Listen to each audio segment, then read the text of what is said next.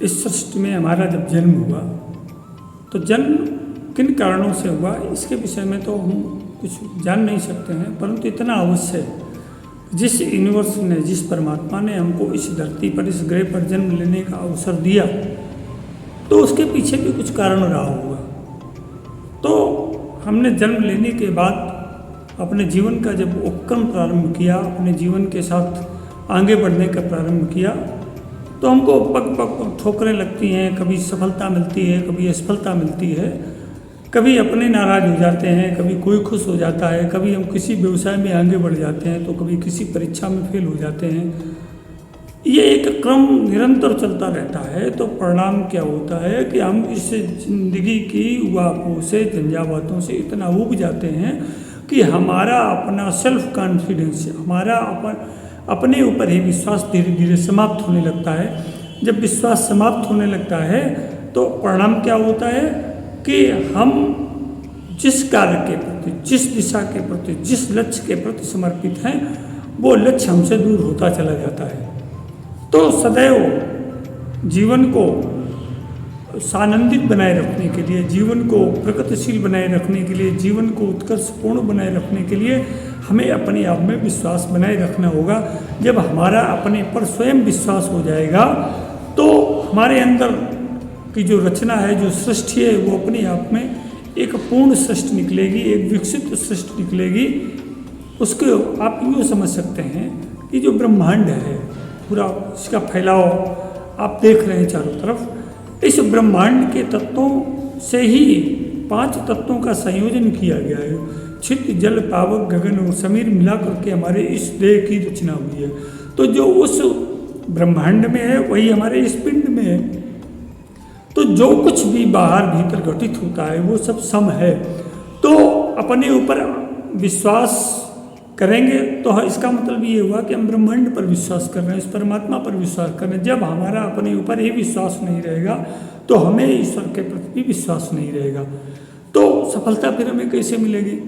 सारा कुछ आधार जो हमारे जीवन का है विश्वास, चाहे स्वयं पर विश्वास हो, चाहे अपने कार्य पर विश्वास हो, चाहे अपने लक्ष्य पर विश्वास हो, या अपने इष्ट मित्रों, कुटुंबीजनों पर विश्वास हो, प्रियजनों पर विश्वास हो, या कोई भी वस्तु स्थिति हो, किसी पर भी विश्वास हो।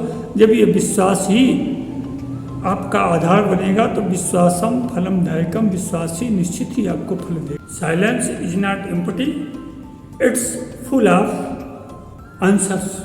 ये गौतम बुद्ध ने कहा था कि मौन रिक्त नहीं है, बल्कि उस मौन के पीछे संपूर्ण उत्तर छिपा हुआ है। ये बात एक खास घटक पर लागू होती है। एक बार चंद्रगुप्त मौर्य अपने साथियों की किसी बात से बहुत ज़्यादा उद्विग्न होकर के अपने गुरु आचार्य चाणक्य के पास पहुंचा और उसको उदास देख करके आचार्य चाणक्य तो दूरदृष्टा थे, उन्होंने तुरंत समझ लिया कि कोई उधेड़ में फंसी हुई है। तो उन्होंने पूछा चंद्रगुप्त से, चंद्रगुप्त आज तुम्हारे चेहरे पर निराशा के भाव, हताशा के भाव, तुम में अपने आप में विश्वास की कमी लग रही है। आज तुम किसी गहरे सदमे में डूबे हुए हो, तुम्हें कोई गहरा झटका लगा हुआ है। तब चंद्रगुप्त ने बताया कि हमारी जो स्थिति है अपने मित्रों के बीच में, अपने सहपाठियों के बीच में, इस गुरुकुल में, तो लोग हमको पसंद ही नहीं करते हैं, लोग हमारी बातें ही नहीं सुनना पसंद करते हैं। तब चाणक्य ने उनको बताया कि चंद्रगुप्त, जीवन में अगर 5 बातें आपने याद रखी तो आपको सफल होने से कोई नहीं रोक सकता है।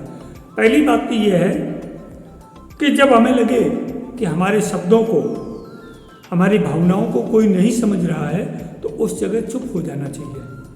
अनर्गल किसी के सामने अपनी भावनाओं को, अपने शब्दों को व्यक्त नहीं करना चाहिए, क्योंकि सामने वाला व्यक्ति जब आपको समझ ही नहीं रहा है तो आपके बोलने का क्या फ़ायदा हुआ। अपनी भावनाएं, अपनी समस्या, अपने शब्दों को केवल अपने करीबी मित्रों के सामने और अपने संबंधियों के सामने ही प्रकट करना चाहिए, क्योंकि जो आपका सर्वाधिक मूल्यांकन कर सकते हैं उन्हीं व्यक्तियों के साथ अपनी भावना को शेयर करना चाहिए। दूसरी बात है कि विशेष घटना और स्थिति जिसके विषय में हमें पूरा ज्ञान नहीं है, उस घटना और स्थिति को जाने बगैर, उसके बिल्कुल गहराई में जाए बिना जब कहीं पर कुछ व्यक्तियों में या दो व्यक्तियों में आपस में कोई चर्चा हो रही है और उस चर्चा के मध्य में आप भी वहाँ उपस्थित हैं, तो आपको उस चर्चा के विषय में उस चर्चा में भाग तब तक नहीं लेना चाहिए जब तक आप उस चर्चा को, उस बात को अच्छी तरह से समझ जानते न हो, उसकी वस्तु स्थिति के विषय में आपको पूर्ण ज्ञान न हो, तब तक आप उसके विषय में बोले ना। अगर आप बोलेंगे तो आपके बोलने का कोई फायदा नहीं रहेगा और आप प्रयास का पात्र बन जाएंगे। तीसरी चीज़ है कि जब कोई इंसान तुम्हारे सामने किसी तीसरे इंसान की बुराई करे तो आपको ये समझ लेना चाहिए कि जो व्यक्ति हमारे सामने उस तीसरे इंसान की बुराई कर रहा है वो जो हमारे पीठ पीछे जाएगा तो किसी से हमारी भी बुराई करेगा। तो ऐसे व्यक्तियों से सदैव सतर्क रहें, किसी भी तरह से उनसे चर्चा न करें, केवल उनकी बात को शांति से सुनते रहें और जब उनकी बात समाप्त हो जाए, चले जाए, तभी उस पर विचार करें। उनसे किसी भी प्रकार के प्रत्यक्ष संबंध रखने का प्रयास न करें। चौथी बात है, कोई व्यक्ति गुस्सा और घृणा से आपके लिए अपशब्द कह रहा है तो उस समय आपका मौन रह जाना ही श्रेयस्कर है। अगर आप उस समय कुछ बोले तो आग में घी डालने का काम हो जाएगा। ये बात केवल आपके करीबी और इष्ट मित्रों पर ही लागू होती है, आपके परिजनों पर ही लागू होती है। ऐसा नहीं कि कोई बाहरी व्यक्ति आकर के आपके प्रति घृणा और क्रोध से आपको अपशब्द कहे जिससे आपकी समाज में मान हानि हो, आपका अपमान हो, उस समय आपका बोलना श्रेयस्कर है। परंतु जो हमारा करीबी और प्रियजन परिजन किसी क्रोध या किसी घृणा के कारण कोई बात हमसे कुछ कह रहा है तो उस समय मौन रह जाना ही श्रेयस्कर होता है, क्योंकि जब उसका क्रोध ठंडा होगा, धीमा होगा, तो वो निश्चित ही अपनी बात पर पश्चाताप करेगा और उसको ग्लानि का अनुभव होगा। जब ग्लानि का अनुभव होगा तो या तो वो आपसे क्षमा मांगेगा, सारी बोलेगा, अथवा मन ही मन आपका सम्मान बढ़ जाएगा उसके प्रति और वो व्यक्ति सदैव आपका गुणगान करने लगेगा।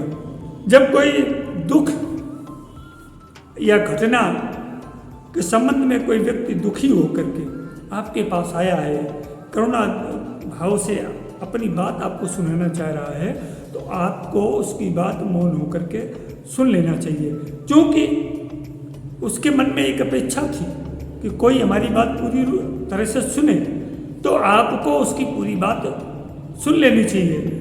क्योंकि जब आपने उसकी पूरी बात सुन ली तो उसके मन में एक संतुष्टि का भाव आया, उसके मन में एक विश्वास जगा, उसके मन में एक आशा की किरण जमी कि अमुक व्यक्ति ने मेरी बात को सुना, तो कहीं न कहीं इस घटना दुर्घटना या दुख के पीछे कोई निदान होगा, वो हमें संबंधित व्यक्ति से मिलेगा।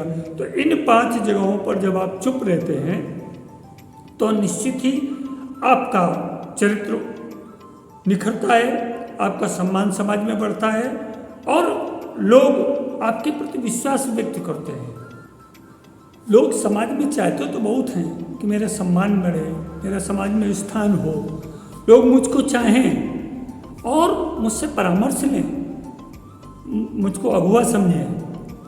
तो इस तरह की स्थिति तभी होगी जब आपके अंदर कुछ स्वाभाविक गुण हो।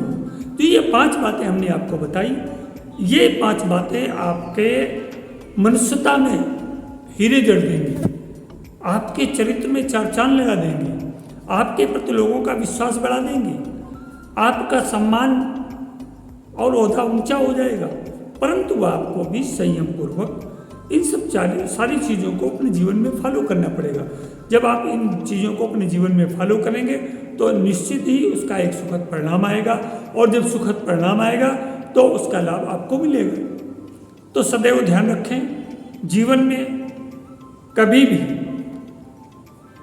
अपने प्रति उपेक्षा का भाव न रखें, सदैव अपेक्षा के साथ अपने जीवन को जिए और दूसरों को भी भलाई के लिए सदैव चिंतन करते रहें। सकारात्मक दृष्टि से विश्वास के साथ लोगों को आगे बढ़ाने का काम करें।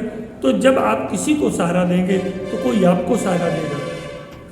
इस तरह से इस प्रकृति का कार्य धीरे धीरे आगे चलता है एक दूसरे के सहयोग से।